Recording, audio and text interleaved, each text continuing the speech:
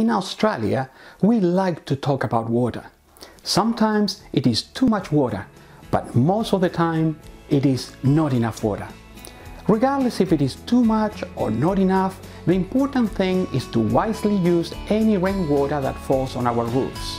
Hello and welcome to another episode of the Hydro Garden channel, the home of vertical food gardening. My friend Greg Coates is an expert on self-sufficiency principles and techniques, and one of the areas where he has developed some very interesting ideas is the way he collects and uses rainwater. In this episode, you will see how he manages every drop of rain that falls on his roof. I think some of his ideas are so good, you will have to watch this episode twice to really get a feeling for what Greg is doing to use water to the last drop. This tank is the main storage tank for us. It's not where we're collecting the water off the house. We actually collect it there and then pump it up to this one. But this one, I know it's full. I can see that from the house. So I know I don't have to add to it. That indicator there is it'll just find the right gravity. It's got a weight inside with a float, and that's a good indicator. So it's a full tank. It's the highest point around, so I can feed everything around with gravity. So just to give you an idea, this garden hose is actually, that's the gravity there. The lower I go, the more that'll be. So, you know, if you had a nice wide pipe, that could water everything. But of course, normally I use the electric pump, and then that's adding to the gravity. But that's all water out of this tank. Put that back, turn it off.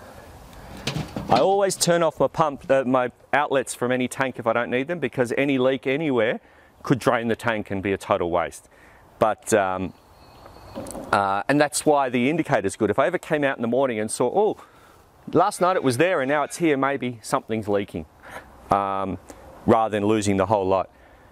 This is a horse feeder, okay, or an animal feeder, which has got a float in it, and I use that for fertilizing the whole garden. So when this tank is sending water to the irrigation of the whole garden, I'll just grab this, but that's my worm juice. I will climb up and pop that into here, right? And then that's got an outlet here which feeds into the proximal or the tank side of the pump.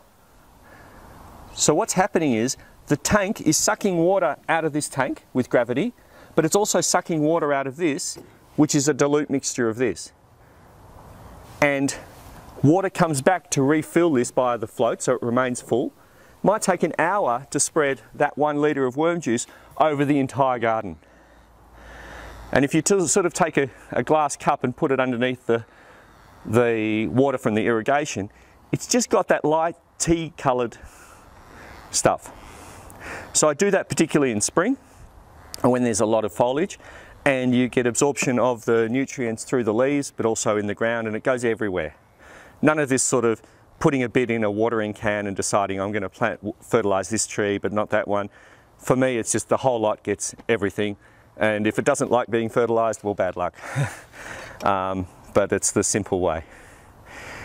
It's important that this contaminated stuff doesn't go back into your tank. So I'll only ever do this with the pump running and the water going that direction, away from the tank. Imagine if this got into the tank, you'd have an algal bloom and awful business. So you've got to be careful how you do that. You can't do this downstream from the pump because the pump's pushing water down. How do you get this? You'd have to inject it in at a higher pressure, and I tried all of those things, it doesn't work. It's got to be on the instep, on the proximal part of the pump, between the tank and the pump. Okay, we were looking at the storage tank. This is the collection tanks. So water off the roof is coming into these tanks via that one, and there's another tank next to it. The two tanks are joined at the moment. I can separate them, but the level of water in them is equal. When the water comes in, if there's room in that tank, I'll transfer water from this one up there. There is a electric pump inside, 240 volt pump, that's a float switch. It's basically a sump pump. So when the float is up and I choose to turn it on at the power, it will then transfer water. It's not quick, it sort of does about 1 corrugation in 10 minutes, but in an hour I can transfer, you know, this much water, and until that tank up the top is full. If I don't do that, then this tank might be full and that that storage tank might be empty. This will end up overflowing in a heavy rain and I've wasted my water. Well, I haven't wasted it, it's going to the garden, the overflow, but still I'm not collecting it. When both tanks are full, that's the first time I ever allow for overflow. The water that's coming into these tanks has to obviously go through an inlet. Now it's got some filth in it, it's got something from the gutters. We've got good gutter guards, so there's never any big leaves or anything, but there's always the pollen and the dust and the, what do you call it, the moss that grows in your gutters. That's all there. So having a good inlet is important. The thing about the inlets that they sell is they've only got the inlet, they've only got the sieve at the bottom and the sides are solid. So as soon as you get a mat of leaves or dust or anything, that totally blocks it, and then water spills out over the top unless you're diligent and come and clean it all the time. So what we did was we got them, but I cut the sides out here and attached some mesh with rivets so that even if the bottom is a complete solid mesh of silt, the water can still come up and spill into the tank and it's not wasted. So every now and then I'll still come up and just clean that out and then put it back. Simple idea. I don't know why the manufacturers of leaf catchers don't actually put the sieve in the side as well as in the bottom, but it's a common problem for everyone. Particularly if you don't have gutter guards, that could be a mat of leaves in no time, especially in a storm. And then you've lost your water because it's just a mat of leaves and the water builds up and spills over. I think you get the point. So that inlet is coming out, that's the pump with the float switch, and it's coming out and going directly up to the top. So there's no need to transfer this water. This collecting tank is half full.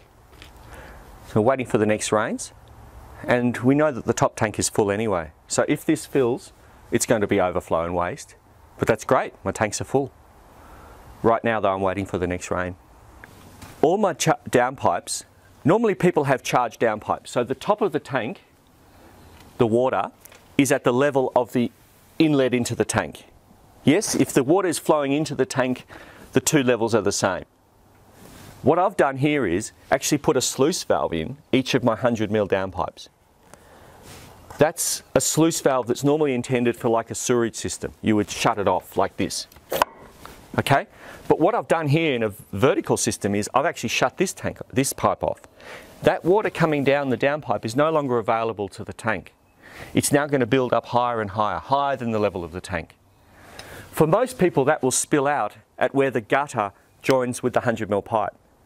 But I've sealed it up with silicone so that the water now collects in the gutter, so long as this is shut. During a rain, sometimes I'll close this off, let the gutters fill and hold the water, and then suddenly open this and it's like a huge whirlpool. The gutters suddenly empty down here, bringing with them all the rubbish from the gutters. So if there's any silt or anything or leaves in the gutter, it all comes down like a straight down. And I don't direct that bad water to the tanks, I direct it down to the river. Okay, so all the debris are coming out that way.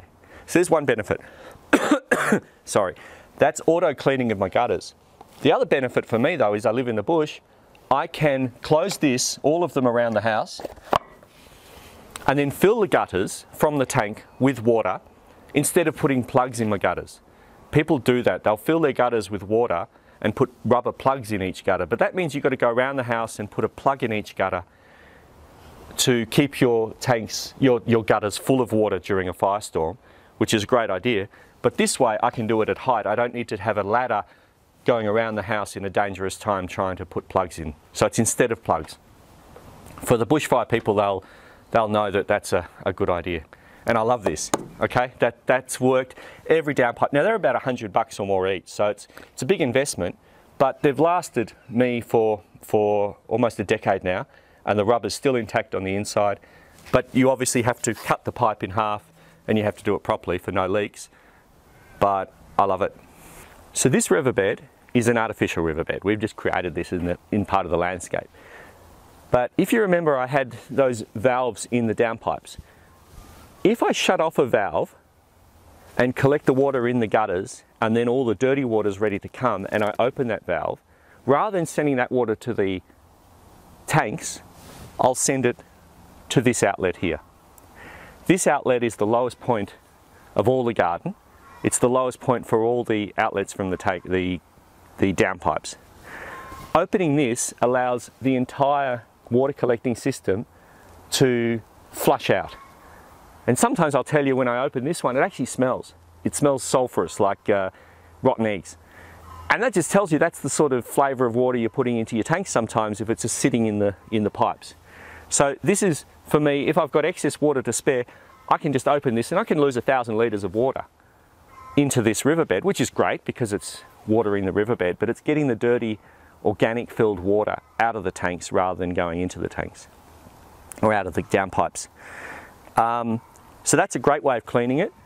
All it is a matter of pulling the valve, which is the same sluice that's in the downpipe. Those ones are horizontal, vertical, but pulling horizontal. This one's the way a sluice valve normally is used, which is upright. So Patrick, I'm going to pull the valve. I hope I think you're out of the range of the water. This probably won't be a huge flush. Oh yeah, there we go.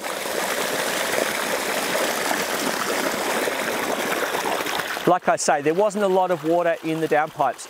That's probably just what's collected off the roof last night, just from mist. But I'll leave it running until all the water's out of the system, because that's a bit smelly, I can smell it. And then if we're going to get rain this afternoon, better I close this now so that we collect nice clean water when the rain actually comes, and then that'll go into the tanks. If I'm away from home and worried about the storms coming and it might overflow in the gutters, I'll leave this open while I'm away, because then I know that the gutters will remain empty and I won't get any water anywhere, water damage in snow or sleet or anything like that. We're almost done there. There's a sump in the bottom that when that fills, the float valve will send water up to the top of the riverbed, and for the next 24 hours this water will now cycle and just keep the whole riverbed nice so I can grow my cress and all of that. So if I turn this off now, that's virtually all of it. It's no longer smelly. Shut that off and I can hear the sump filling, the bubbling that you can hear away there. When that water reaches up and activates the float, this water will go up to the top of the riverbed and back down. So it's an artificial system, but we put our grey water into this same system. So the grey water's entering this, and that was probably already in the sump. We're now diluting that grey water and sending it up the top and back down, and it's pretty lush. This is all edible here. And you know, all our cresses and everything, our water chestnuts and things can grow in here. Great frog environment, and some friends suggest I might even go fishing in here. I haven't had any success yet, but you could add yabbies and so forth. But of course in summer it dries out totally because we're not doing that flush very often at all. Water's too precious in summer. Winter, plenty. That water I flushed into the bottom of the riverbed is being pumped up the top here. We're right at the top of the riverbed now. So all that water that flushed out is now coming up here, carrying all the debris from the gutters, all the organic matter that's in it. It's actually quite dirty. It's the smelly water I talked about. It's coming up and it will travel down the riverbed and fertilise the entire riverbed, and carrying with it the leftover grey water from the house, the showers, the sinks. So any soap and everything is getting diluted and mixed into the soil, and we don't get a smelly riverbed after another hour. It all gets processed by the system. So that, I just hide it under a rock and you wouldn't know it's happening. but it's quite pleasant to sit on the deck and have the water running under the deck, which is how it happens, and you can hear the water flowing almost as if we have a natural spring on the property, which we certainly do not. We have a bore, a spring would probably increase the land value quite considerably, but we don't have that.